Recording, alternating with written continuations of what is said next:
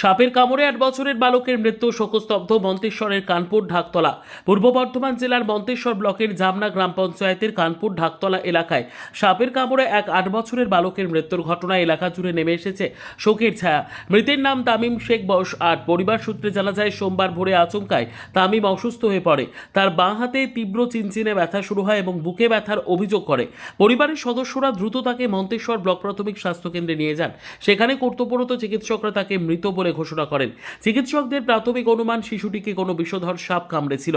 শরীরে দেখা দেওয়া উপসর্গ এবং শারীরিক অবস্থার ভিত্তিতে এই প্রাথমিক ধারণা করা হয়েছে। তবে ময়নাতদন্তের রিপোর্ট হাতে এলেই মৃত্যুর প্রকৃত কারণ সম্পর্কে নিশ্চিত হওয়া যাবে।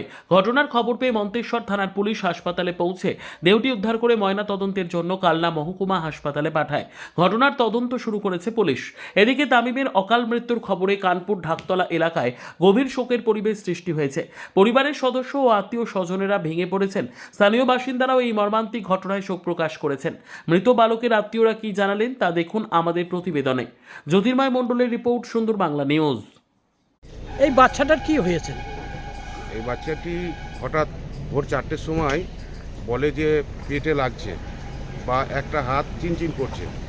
এই মতো অবস্থায় ওরা সকালে আর কি মন্তেশ্বর হসপিটালে নিয়ে আসে এবং ডাক্তার বলেন যে মারা গেছে। কি কি ঘটনা হয়েছিল বলছেন? এটা আনুমানিক যেটা বোঝা যায় যে সাপে কামড়েছে মনে হচ্ছে। মানে ওই ঘুমন্ত অবস্থায় নাকি? ঘুমন্ত অবস্থায় সাপে কামড়েছে।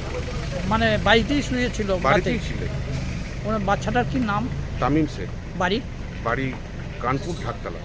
আপনার কে হয়? আমার ভাগনা হয়। তা এখন কোথায় রয়েছে?